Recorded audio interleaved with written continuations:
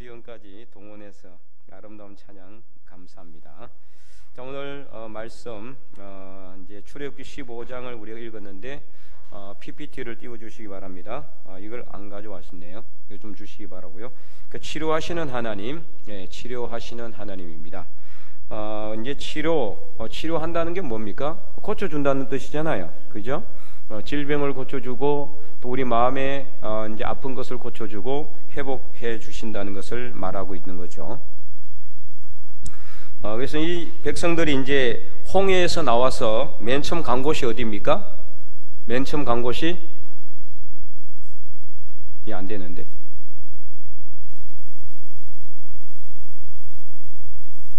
예, 좀 눌러주세요. 이게 안 되네, 안 돼.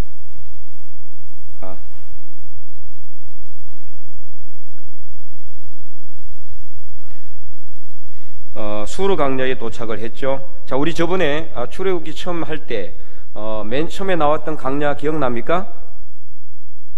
지금 답을 이야기하고 있는데 자, 아무도 어디예요? 수르 강야. 네, 맨 처음 도착한 곳이 이제 수르 강야예요. 수르, 에담, 신 이렇게 쭉 가서 맨 밑에가 어디예요? 신의 강야. 그 다음에 쭉 위로 올라가는 겁니다. 이렇게 V자를 그려요. V자를. 네. 자, 그래서 수르 강야에 도착한 백성들에게 어떤 문제가 발생했느냐? 자, 어떤 문제가 발생했습니까? 물이 문제가 생겼죠. 한 번 더 눌러주세요. 계속해서 이제 백성들이 어떤 문제에 직면했느냐면 22절, 23절 우리가 읽었는데 이렇게 사흘 길을 걸었는데도 물을 얻지 못했어요. 물을 얻지 못했는데 그 사흘 만에 물을 발견했다 이 말이에요. 그죠? 근데 그 물을 먹을 수 있어 없어요? 못 먹었어요. 그래서 23절에 보니까 마라에 이르렀더니 그곳 물이 써서 마시지 못하겠으므로 그 이름을 뭐라고 했다? 마라라는 뜻이 쓰다. 쓰다라는 뜻이에요. 쓰다. 떴다라는 뜻이 있어요. 떴다. 이게 이제 먹기 힘든 거예요. 이제 먹을 수 있는 물이 아니었단 말이죠. 먹지 못하는 물이에요. 그러니까 어떤 일이 일어났습니까? 두 번째, 계속해서 눌러주시면 좋겠습니다. 물을 얻지 못한 백성들은 어떻게 했습니까? 모세를 어떻게 했어요? 원망했죠. 모세를 원망했다. 모세를 원망하며 24절에 백성이 모세에게 원망하며 원망하여서 뭘 원망했다는 거예요? 물을 못 먹으니까 사흘 동안은 물을 마시지 못했으면 얼마나 힘들었겠어요. 여러분, 이제 우리가 금식할 때 3일 동안 금식하는 경우 많잖아요. 주로 3일 많이 금식하죠. 그죠? 이제 금식하면 뭘 안 먹습니까? 밥을 먹지는 않지만 물은 마시잖아요. 왜 물을 마십니까? 이 탈수 현상 생기기 때문이거든요. 3일 동안 물을 마시지 못하면요, 사람이 죽을 수도 있어요. 그런데 3일 동안 물을 마시지 못했는데 3일 만에 얻은 물이 어때요? 써서 먹지를 못하는 거죠. 써서 먹지를 못하는 그런 상황 가운데서 결국에는 어떤 문제가 발생했습니까? 이 마라라는 썬물이 백성들을 힘들게 하고 이렇게 하나님께 원망하는 일들이 발생해야 됐다. 자, 그래서 결국에는 백성들의 불평이 모세는 어떻게 했느냐? 세 번째, 어떻게 했습니까? 어떻게 했죠? 여호와께 부르짖었더니 여호와께서 한 나무를 가르치셨다. 이렇게 나오죠. 방금 읽었는데도 모르겠어요? 네. 25절에 모세가 여호와께 부르짖었더니 여호와께서 그에게 한 나무를 가르치신지라. 그랬더니 어떻게 됐어요? 그 나무의 나뭇가지를 꺾어서 그 물에 던지니 그 물이 어떻게 됐다? 달게 되었더라. 달게 되었어요. 자, 이제 달게 됐단 말이 어떻게 달달한 설탕물이 됐다는 뜻이 아니라 먹을 수 있는 물, 썬맛이 없어졌다는 것을 의미하는 겁니다. 썬맛이 없어지고 먹을 수 있도록 해 주셨다라고 이제 말씀하고 있습니다. 자, 그래서 계속해서 안 되는데.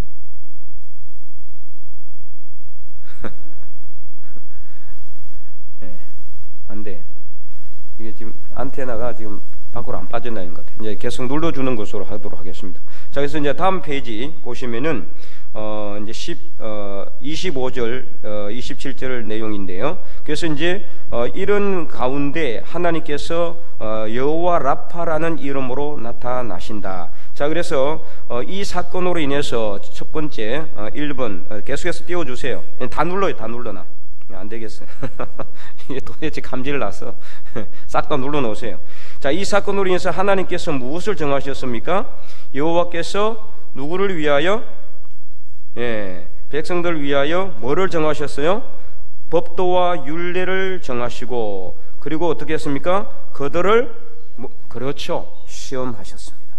야, 이렇게 똑똑하신 분들이 도대체 누굽니까? 가르쳐주지 않아도 다 알고 계시는. 이제 됩니까? 다 눌러놨는데 이제 뭐. 이제 자, 그래서 하나님께서 이 백성들을 위해서 율례와 법도를 정하셨다. 자, 율례와 법도는 이제 하나님의 말씀을 의미하는 겁니다. 성경에 나오는 율례, 규례, 법도 뭐 이런 건 다 하나님의 말씀을 의미한다고 보시면 됩니다. 그래서 율례와 법도를 백성들을 위해서 정하시고 그들을 시험했다라는 거예요. 시험. 자, 여기서 이제 우리가 시험이라는 단어, 시험이라는 이 단어는 어떤 거냐? 훈련을 목적으로 하는 시험을 의미해요. 그러니까 백성들을 어려움에 빠지기 위해서 하나님께서 시험한 것이 아니라 이 백성들의 믿음을 연단시키기 위해서 하나님께서 그들을 시험하신 거예요. 그러니까 이 사흘 동안 물을 얻지 못한 것도 누구의 뜻이다? 하나님의 뜻이에요. 하나님께서 이미 다 계획하시고 물을 얻지 못하도록 했고, 또 물을 하나 만났는데 그 물을 마시지 못하는 썸물이 되게 한 것도 누구다? 하나님이시다. 하나님이시다. 그러면은 물을 쓰게 했으니 물을 달게 하실 분도 누굽니까? 하나님이란 뜻이에요.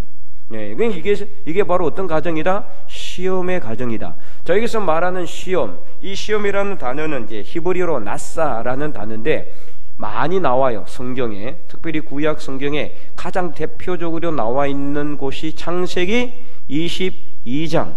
하나님께서 누구를 시험하셨다? 아브라함을 시험하시기 위해서 누구를? 아들 독자 이삭을 뭐로 드리라? 번제로 드리라고 합니다. 자, 한번 읽어보겠습니다. 앞으로 빡 넘깁니다. 22장 창세기. 자, 성경을 빨리 봅니다. 성경 공부를 겸해서 하는 거기 때문에 여러분들이 성경에 꼭 이렇게 완전히 집중하셔야 됩니다. 성경을 그래서 딱 찾을 준비하고 있어야 돼요. 22장 1절 다 찾았습니까? 22장 1절 우리 큰 목소리 읽어보겠습니다. 시작. 거일 후에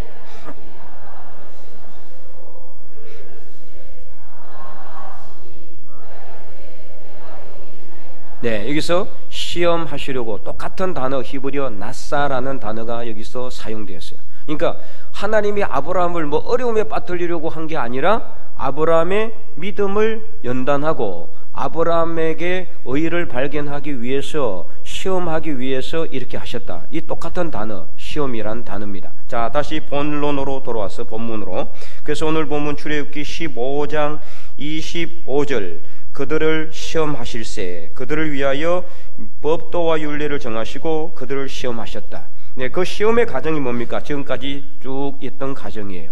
하나님께서 물을 얻지 못하게 하셨고, 물을 얻었지만은 먹지 못하는 물로, 그래서 하나님께 모세가 부르짖었더니 하나님께서 한 나무를 가리키셨다. 근데 사실은 어떻습니까? 백성들이 물을 얻지 못하고 썸물이 되었으면은 모세를 찾아와서 원망할 것이 아니라 어떻게 해야 됩니까? 하나님께 기도해야 되죠. 하나님께 기도해야 되는데 하나님께 기도하지 않고, 그래서 이제 지금부터 틈만 나면 어떻게 합니까? 원망합니다. 원망. 그래서 하나님께서 이 이스라엘 백성들이 몇 번? 10번이나 너희들이 나를 시험했다. 그 시험은 이 시험이 아니라 원망이란 뜻이에요. 너희들이 나를 10번이나 원망하고 불평했다. 10번만 했겠습니까? 틈만 하면 그러는 거죠. 물 없으면 찾아오고, 먹을 것이 없으면 찾아오고, 덥다고 찾아오고, 춥다고 찾아오고, 막 힘들면 무조건 모세와 아론을 찾아와서 원망하는데, 불평하는데 그것은 하나님에 대한 원망과 불평이죠.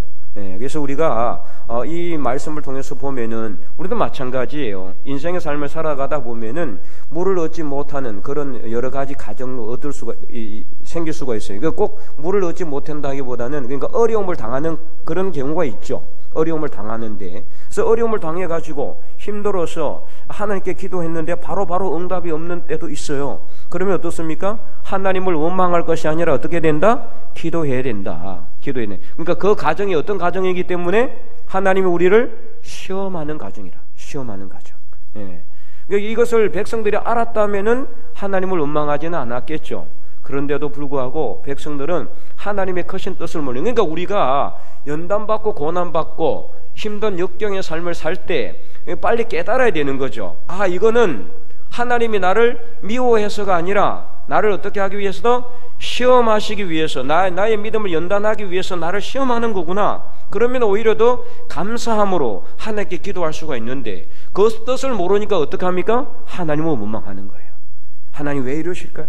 하나님 왜 살아계십니까? 막 이런 식으로 원망하고 빨리빨리 응답해 주지 않는다고 하나님을 불평하는 그런 경우가 있더라는 거죠. 자, 그래서 이러한 시험은 우리로 하여금 고난과 역경을 통해서 더 큰 믿음의 사람이 되게 하시는 하나님의 크신 뜻이 있다라는 거죠.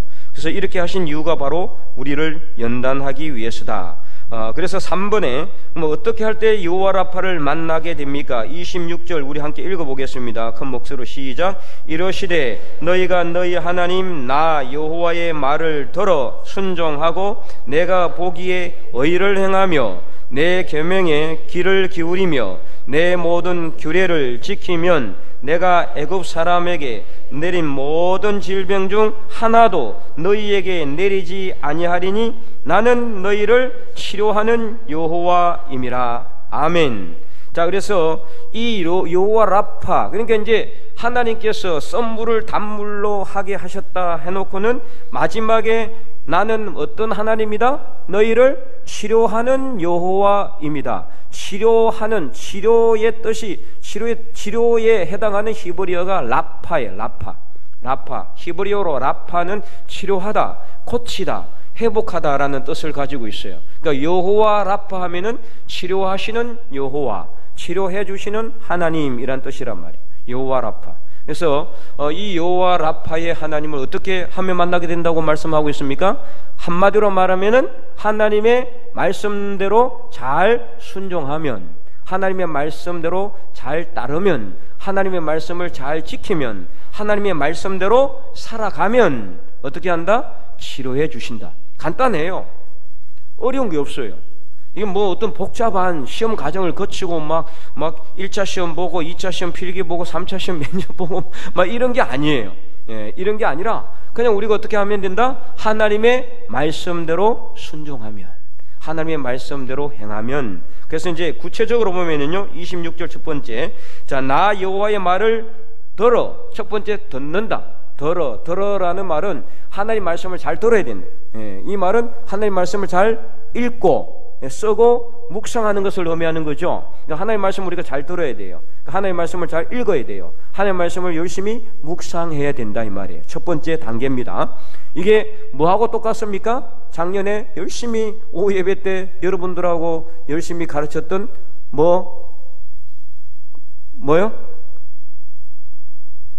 라틴어? 크게 이야기해봐요. 그렇죠. 더 크게? 벌써 다 까먹었어요? 예, 렉시오 디비나. 예. 뭐 좀 어감이 좀 그렇긴 한데, 렉시오 디비나. 예, 디비나는 D-I-V-I-N-A. 예, 디바인의, 디바인의 라틴어예요. 라틴어. 원래 라틴어에서 영어가 왔기 때문에, 디비나 하면은 디빈다는 뜻이 아니라, 네, 디빈다는 뜻이 아니라, 거룩한이란 뜻이라고 그랬죠. 거룩한. 그래서 렉시오는 독서란 뜻이 독서. 그러니까 렉시오 디비나면 거룩한 독서. 이게 거룩한 독서가 뭐예요? 성경 읽는 거. 이걸 거룩한 독서라는 말이에요. 그러니까 성경을 어떻게 읽는다? 하나님의 말씀을 읽고, 먼저 읽어야 되라고 그랬죠. 렉시오 첫 번째. 그 다음에 어떻게 하라고 그랬어요?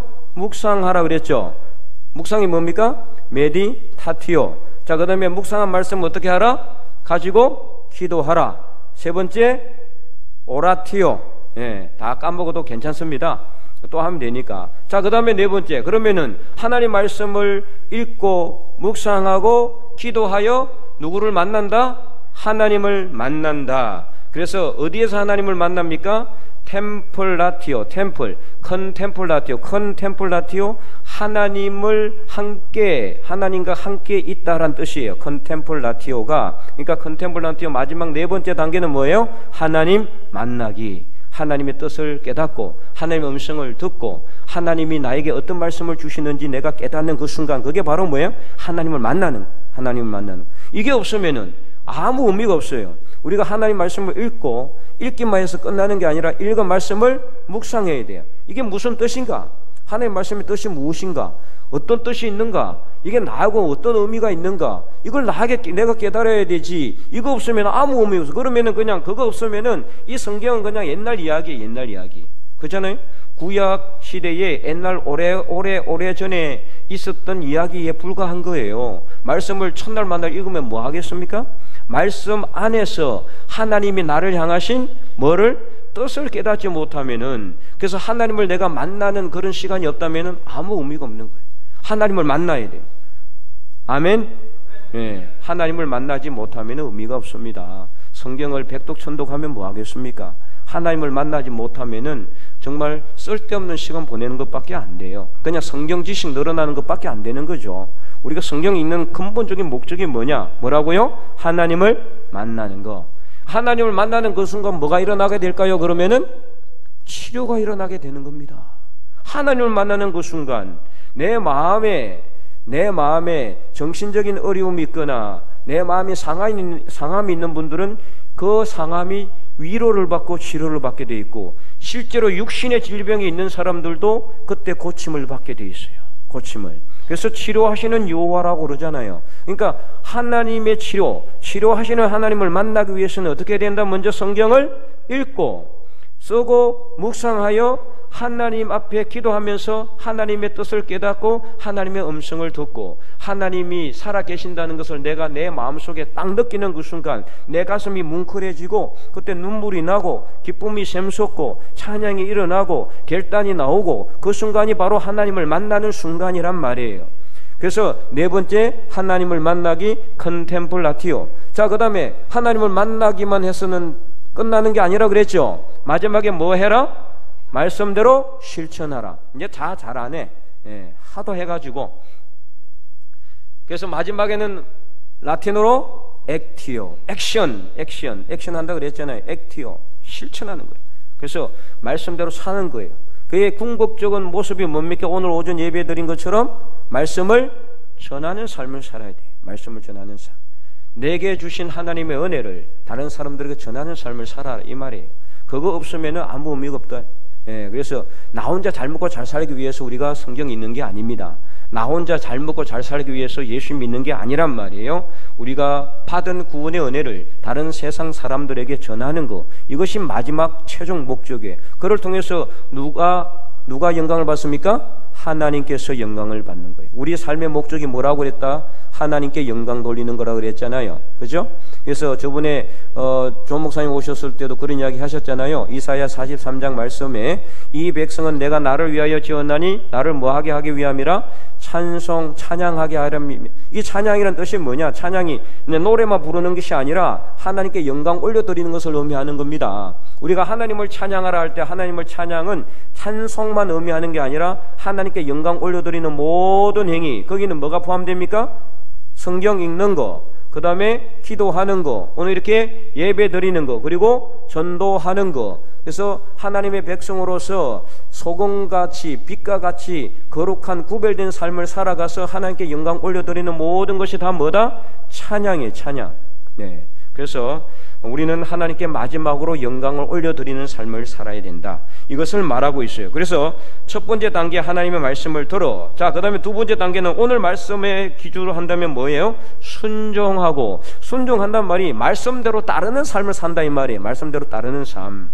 순종하고, 그 다음에 어떻게 한다? 내가 보기에 뭐를 행한다? 의를 행하라. 자, 여기서 의라는 것은 야사르라는 히브리어인데, 이 의를 행한다라는 것은 간단하게 말하면은 옳게 행한다는 뜻이에요. 하나님 보시기에 옳은 일을 행한다. 그러니까 정도의 길을 간다, 이 말이에요. 정도의 길.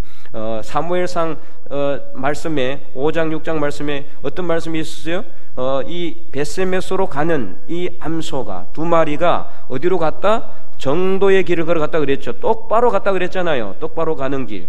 좌로나 우로나 치우치지 아니하고 똑바로 가되 어떻게 하면서 간다 그랬어요? 울며 갔다 그랬어요. 울며. 뒤를 돌아보지 않았어요. 뒤에 누가 있습니까? 송아지가 있어요. 소는 새끼탐이 억수로 많아가지고 새끼가 있는 곳으로 항상 가게 되어 있습니다. 그래서 일부러 그렇게 시험을 한 거예요. 그러니까 극한적인 환경을 만든 거예요. 실제로 새끼가 딸린 암소 2마리를 준비해서 새끼는 집에 가둬두고 암소 2마리에게 수레를 실려가지고 이 암소 2마리가 하나님의 법궤를 싣고 이스라엘과 블레셋의 경계 지역인 베세메스까지 똑바로 가는지 안 가는지 보고 있는 거예요. 그래서 똑바로 가면은 이거는 모든 것이 하나님의 뜻 때문에 이런 것이다. 하나님 때문에 그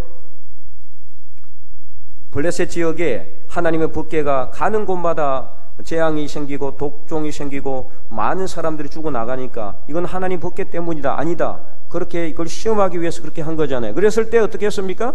하나님의 법궤를 실은 암소 2마리는 뒤로 돌아보지 않았어요.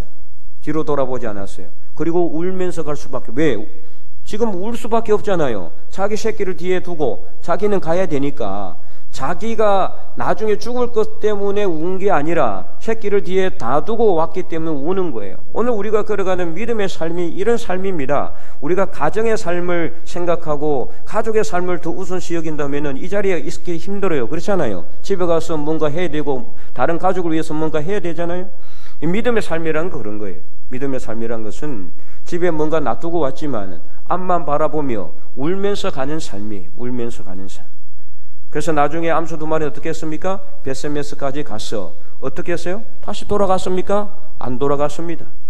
거기서 번제로 하나님께 드려지는 모든 것을 하나님께 드려지는 번제의 삶을 사는 것, 바로 이게 우리 믿음의 사람들의 삶의 최종 길입니다. 목표고. 그래서 예수님이 뭐라고 했습니까? 좁은 길로 가라 그런 거예요. 좁은 길로. 넓은 길로 가지 말고 좁은 길로 가라. 세상 많은 사람들은 넓은 길로 가지만 그 길은 죽음의 길이요 멸망의 길입니다. 그러나 우리가 걸어가야 될 길은 좁은 길입니다. 사람들이 많이 가지 않습니다. 협착하고 좁은 길이기 때문에 위험할 수도 있고 때로는 넘어질 수도 있고 때로는 가시밭길이기도 합니다. 하지만 힘들고 어렵지만 그 길 끝에는 뭐가 있어요? 구원의 문이 있습니다. 마지막. 그래서 그 길을 향해서 우리가 최종적으로 걸어가는 거예요. 오늘도 우리가 이 믿음의 삶을 이렇게 오후 예배 때 나와서 예배 드리는 것도 바로 이 좁은 길로 걸어가는 겁니다. 암소 2마리처럼 지금 울면서 가지만 정도의 길을 좌로나 우로나 치우치지 않고 앞을 보고 가는 겁니다. 누구를 향해서? 하나님을 향해서. 그래서 사도 바울이 이야기한 것처럼 표대를 향해서 가는 거예요. 표대를 향해서. 그래서 뒤에 있는 것은 어떻게 한다? 잊어버리고, 뒤에 있는 것은 잊어버리고 앞을 향해서, 표대를 향해서 하나님께서 어떻게 하신 것? 위에서 부르신 뭐를 향해서 간다? 부름의 상을 향해서, 표대를 향해서 앞만 바라보고 간다. 그래서 소금 기둥이 된 롯의 아내처럼 뒤를 돌아보면 안 되는 거예요. 미련을 가지고 세상을 바라보면 안 돼. 이 세상에 욕심을 둬서는 안 되는 거예요. 물질을 바라봐서는 안 되고, 그래서 하나님을 향해서 앞을 가서 앞만 향해서 가는 삶, 바로 그게 우리의 삶인 줄로 믿습니다. 자, 그래서 계속해서 보면은 이렇게 여호와 라파 하나님을 만나기 위해서는 두 번째는 순종하고 세 번째는 의를 행하는 삶, 옳은 길로 걸어가는 거예요. 하나님의 백성으로서 올바른 길을 걸어가야 돼요. 바른 길을 걸어가야 돼요. 정도의 길을 걸어가야 돼요. 이 하나님을 믿는 사람들 교회에서 많이 이렇게 욕을 얻어먹는 이유가 뭐라고요? 옳은 길을 걸어가지 않으니까. 하나님을 믿는다고 하는 사람들이 옳은 길을 안 가는 거예요. 자꾸 잘못된 길을 가고 편협된 길을 가고 다른 어떤 욕심의 길을 가니까 세상 사람들 다 봐요. 그 사람들 바보가 아니에요. 그 사람들 우리보다 더 잘 알아요. 교회 안 나오는 사람들이 오히려 교회에 대해서 더 잘 아는 사람들이 많아요. 딱 보면은 하나님 믿는 사람인데 정도를 향하지 않고 자꾸 불법을 행하고 다른 길로 걸어가면은 결국에는 하나님께 영광이 되지 못하는 거죠. 그래서 세 번째는 하나님 앞에 의를 행하는 삶을 살아야 된다. 자, 그 다음에 네 번째는 뭐라고 하겠습니까? 내 계명에 귀를 기울인다. 귀를 기울인다. 이 귀를 기울인다는 것은 뭐 앞에 이야기하고 똑같은 의미지만은 조금 더 구체적으로 이야기한다면은 하나님의 말씀을 지키려고 어떻게 한다? 노력하는 거 의미예요. 투쟁하는 거 의미예요. 그래서 자, 귀를 기울여서 어떻게 하면 하나님 말씀대로 살까? 막 이걸 갖다가 막 내가 막 고민하고 우리가 이 완전한 사람이 아니기 때문에 하나님 말씀 100%로 살기가 힘든 거예요. 너무나 많은 이 세상에 여러 가지 일들이 있기 때문에 100% 살아가기 너무 힘들어. 때로는 나도 모르게 어떻게 넘어지기도 하고 나도 모르게 실수해요. 그래서 하지만 그럴지라도 그때마다 회개하고 어떻게 하든 하나님 말씀대로 살아가기 위해서 애쓰고 노력하는, 이게 바로 하나님의 말씀에 어떻게 하는 거다? 귀를 기울이는 삶이다. 귀를 기울이는 삶. 자, 그 다음에 마지막으로 뭐라고 이야기했습니까? 내 모든 규례를 지키면. 이게 이제 마지막으로 하나님의 말씀대로 행하는 삶을 살면, 그러면 어떻게 한다? 내가 애굽 사람에게 내린 모든 질병 중에 하나도 너희에게 내리지 아니하리니 나는 너희를 치료하는 여호와임이라. 아멘. 그래서 이렇게 하나님께서 하나님의 말씀대로 우리가 지키고 행하고 하나님의 말씀대로 살려고 노력하고 투쟁하고 그래서 고민하며 기도하며 살아가는 사람에게는 하나님께서 애굽 사람에게 내린 모든 질병 중 하나도 너에게 내리지 않을 것인데 바로 나는 너희를 치료하는 여호와 라파의 하나님이기 때문이다. 자, 그걸 이야기하고 있죠. 자, 그래서 이 질병이 어떤 질병이 있느냐, 제가 저번에 한번 말씀드린 적이 있죠. 신명기 28장 말씀을 제가 설교하면서 어디부터 어디까지 읽으라 그랬어요? 네, 그까지는 너무 힘들죠, 그죠? 예? 네, 그 비슷비슷하긴 한데, 네, 15절부터 68절까지, 예, 68절까지. 무려 몇 절이에요? 53절에 이르기까지, 예, 어마어마한 질병이 다 있습니다. 자, 한번 이 시간에 보겠습니다. 신명기 28장을 빨리 팹니다. 예, 앞으로 넘겨야 될까요? 뒤로 넘겨야 될까요? 네. 이제 빨리 넘깁니다. 엄청 빨리 보도록 하겠습니다. 다 보셨어요? 예, 신명기 28장 자 15절부터 나옵니다. 15절, 먼저 15절만 한번 읽어보겠습니다. 시작. 내가 만일 내 하나님 여호와의 말씀을 순종하지 아니하여 내가 오늘 내게 명령하는 그의 모든 명령과 규례를 지켜 행하지 아니하면 이 모든 저주가 내게 임하며 내게 이를 것이니. 자, 그 다음부터는 이제 쭉 봅니다. 눈으로. 16절. 성읍에서 저주를 받고 들에서 저주를 받고 강조리와 떡방죽 그릇이 저주를 받고 내 몸의 소생과 내 토지의 소산과 소와 양의 새끼가 저주를 받고 내가 들어와도 저주를 받고 나가도 저주를 받는다. 이 뭐 온통 저주천지예요. 자, 그러면 20절 이후에 불순종하여 받는 저주에 이제 구체적인 내용이 나와 있습니다. 내가 악을 행하여 그를 잊음으로 내 손으로 하는 모든 일에 여호와께서 저주와 혼란과 책망을 내리사 망하게 하며 속히 파멸하게 하실 것인데 21절에 여호와께서 내 몸에 연병이 들게 하사 내가 들어가 차지할 땅에서 마침내 너를 멸망하실 것이고 22절에 여호와께서 폐병과 열병과 염증과 학질과 한재와 붕재와 썩는 재앙으로 너를 치실 것이고 23절에 내 머리 위에 하늘은 노치 되고 내 아래의 땅은 철이 되고 24절 여호와께서 비 대신에 티끌과 모래를 내 땅에 내리시고 25절에 여호와께서 내 적군 앞에서 너를 패하게 하신다. 그래서 그들 앞에서 7길로 도망하게 되고 내가 또 땅의 모든 나라에 흩어지게 되고 26절 내 시체가 공중의 모든 새와 땅의 짐승들의 밥이 될 것이니 그것들을 쫓아줄 자가 없을 것이다. 잘 따라가고 있어요? 예, 저를 보지 말고 말씀을 쭉 보시기 바랍니다. 그 다음에 계속해서 보면 27절에 여호와께서 애굽의 종기와 치질과 계혈병, 피부병으로 너를 치시리니 내가 치유받지 못할 것이고 26절에 여호와께서 또 너를 미치는 것과 눈머는 것과 정신병으로 치시리니 맹인이 어두운 데서 더듬는 것 같이 내가 백주에도 더듬고 내 길이 형통하지 못할 것이다. 그래도 아무도 너를 구원해 주지 못할 것이다. 모든 질병 다 나와 있죠?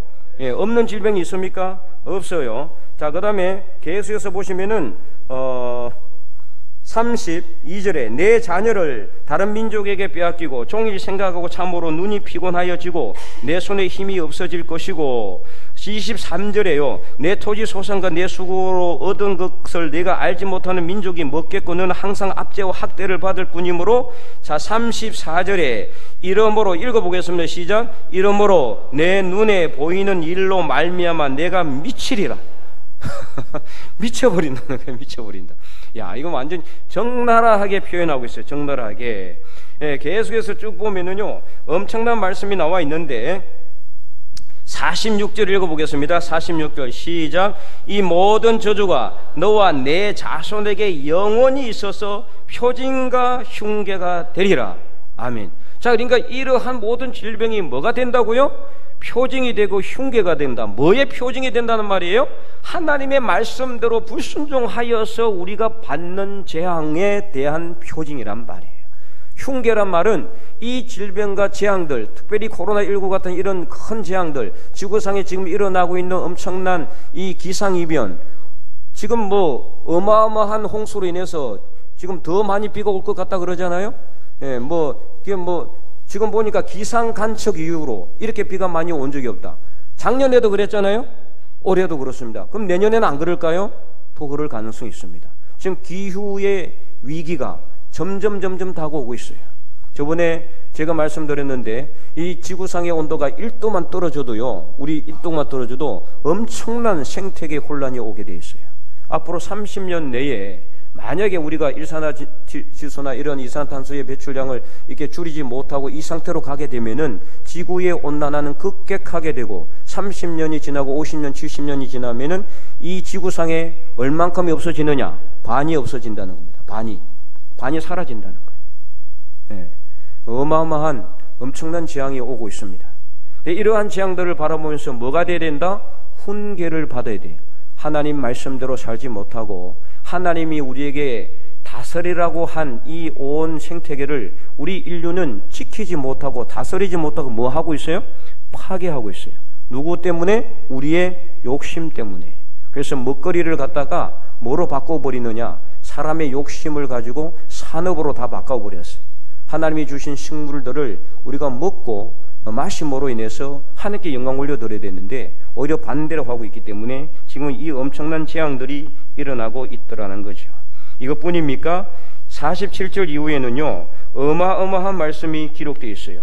그래서 50절에 보면은 용모가 흉악한 민족들이 노인을 보살피지 아니하고 유아를 불쌍히 여기지 아니하고 싹 다 멸절시켜 버린다. 이거는 역사적으로 일어났어요. 아수르를 통해서, 또 누구를 통해서? 바벨론을 통해서, 그리고 주변의 아람 민족들과 이런 이 주변 민족들을 통해서 막 이스라엘이 엄청난 고난을 당해요. 그래서 53절에 이런 말씀이 기록되어 있습니다. 여러분, 이거는 정말 53절 54절 한번 읽어볼까요? 시작. 내가 적군에게 에워싸이고 맹렬한 공격을 받아 곤란을 당함으로 내 하나님 여호와께서 내게 주신 자녀 곧 내 몸의 소생의 살을 먹을 것이라. 너희 중에 온유하고 연약한 남자까지도 그의 형제와 그의 품의 아내와 그의 남은 자녀를 미운 눈으로 바라본다 그랬어요. 실제로 이런 일이 일어났죠. 이스라엘 역사상. 언제 일어났습니까? 열왕기야 6장에 보면은요, 열왕기 6장에 누가 침략합니까? 북이스라엘을? 아람이 침략해요. 아람이 침략해서 완전히 사마리아를 포위해버립니다. 오랫동안 포위하니까 먹을 것이 다 떨어졌어요. 그래서 나중에 어떻게 했느냐? 여자 둘이 막 싸우고 있는 거예요. 왕이 쳐다보니까. 뭐 때문에 싸웠어요? 서로 자기 아들을 잡아먹기로 했다는 거예요. 예. 그래서 하루는 자기가 여자 한 여인이 내 아들을 이제 잡아서 먹어가지고 서로 나누어 먹었는데, 그 다음에 이제 자기 아들을 이제 잡아먹을 차례 됐는데 이 여인이 자기 아들을 안 잡아먹는 거예요. 숨겨버린 거예요. 그거 가지고 서로 싸우고 있는 거예요. 이것을 왕이 보고 옷을 찢었다는 거예요. 옷을 찢고. 이게 도대체 실제로 역사상 이런 일이 일어났단 말이에요. 일어날 수 없는 일이 일어나고 있죠. 이런 모든 일들이 왜 일어났습니까? 하나님의 말씀대로 순종하지 아니함으로 하나님께서 진노하심으로 징계하시는 거예요. 인간이 인간다워야 되는데, 인간이 인간다운 게 뭡니까? 하나님이 주신 형상대로 살아야 되는데, 하나님이 주신 그 속성과 형상대로 살지 않고 죄를 짓고 하나님 말씀에 불순종하고, 하나님께서 여러 번 선지자를 보내고 말씀을 보내고 그래서 회개하도록 기회를 주고 여러 번 하나님께서 이 기회를 줬는데도 불구하고 회개할 수 있는 그런 여건을 줬는데도 불구하고 회개하지 아니하고 끝까지 하나님 말씀에 불순종하면 이런 일이 일어났다. 그리고 실제로도 앞으로도 얼마든지 일어나게 된다. 자, 그래서 그러면은 지금까지 왔던 이 모든 질병이 없는 게 있느냐? 여러분, 60절하고 61절 한번 읽어보겠습니다. 시작. 여호와께서 내가 두려워하던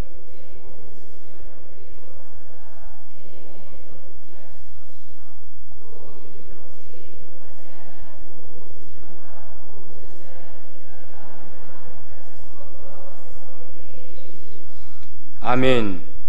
여러분, 또 이 율법책에 기록하지 아니한 모든 질병, 뭡니까?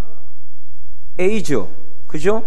그 다음에 메르스, 또 코로나19 이런 것들이죠. 그러니까 이 책에 기록하지 않는 모든 질병까지도 하나님께서 주실 것이라고 이미 신명기 28장 61절에 하나님께서 다 이미 예언하셨어요. 지금 일어나고 있는 모든 인간 사이에 일어나고 있는, 이 지구상에 일어나고 있는 모든 불치병들, 이 말씀에 없는데요? 뭐 없는 게 아니잖아요. 여기 다 나와 있잖아요. 이런 질병까지 하나님께서 이미 예언하시고 다 기록해 놓으셨다는 거죠. 우리가 이 말씀을 읽으면서 정말 경각심을 느껴야 돼요. 경각심을.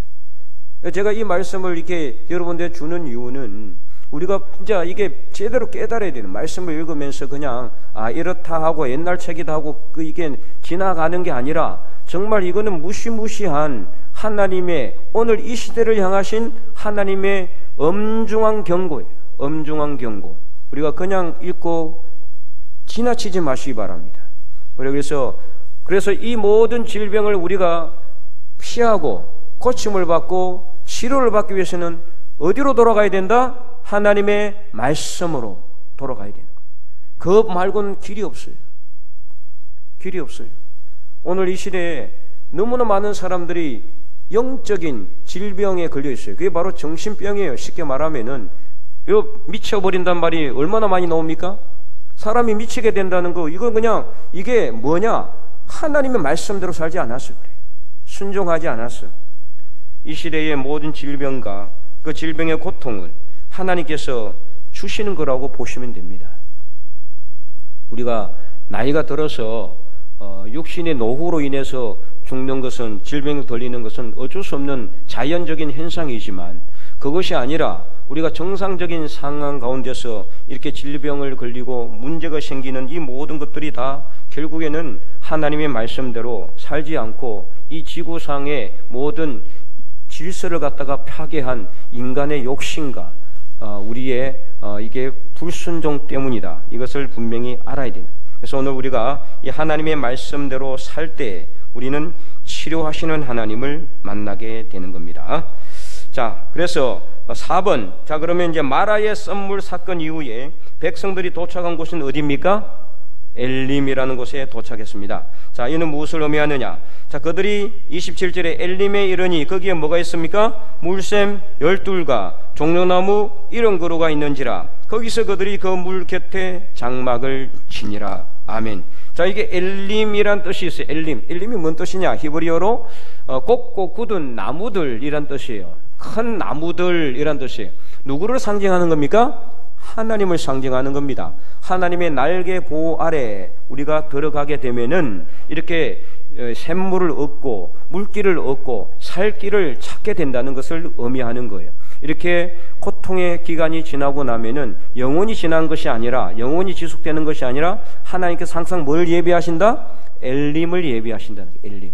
엘림을 예비하셔서 쉬게 하시고 안식하게 하시고 물을 얻게 해 주신다는 것을 우리가 알아야 됩니다. 그래서 오늘 말씀을 통해서 주시는 교훈이 뭡니까? 자, 첫 번째 우리 읽어보겠습니다. 시작. 하나님은 우리를 훈련하시기 위해 강야로 인도합니다. 강야는 있습니까? 없습니까? 뭐가? 없다 그랬잖아요. 아무것도 없어요. 그러니까 누구만을 바라봐야 돼요? 하나님만을. 그래서 일용할 양식을 주는 이유가 있다 그랬잖아요. 이틀치, 3일치, 한 달치로 주지 않고 딱 하루치만 주신 이유는 뭐냐? 하루하루, 매 시간, 매분 하나님만 바라보며 하나님만 의지하며 살라는 하나님의 크신 뜻이 있단 말이에요. 그래서 사람이 뭐로만 살 것이 아니라, 떡으로만 살 것이 아니라 어디에서 나오는? 하나님의 입에서 나오는 모든 말씀으로 살도록 하기 위해서 강야 훈련을 시키시고 일용할 양식을 주시는 거예요. 자, 두 번째 읽어보겠습니다. 하나님은 우리를 치료하시는 분이십니다. 아멘.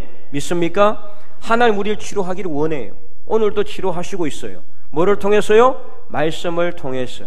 그래서 여러분 말씀을 듣고 말씀을 읽고 말씀을 쓰고 말씀을 묵상함으로 말씀 안에서 하나님을 만나고 치료받는 여러분의 삶이 될 수 있기를 간절히 소망합니다. 자, 세 번째, 우리 다 함께 읽어보겠습니다. 하나님은 항상 우리 삶 속에 광야를 지나면 엘림이 나오도록 하십니다. 아멘. 네, 이것이 정말 우리에겐 소망이에요. 아무리 광야가 커도 그 다음에 뭐가 있다?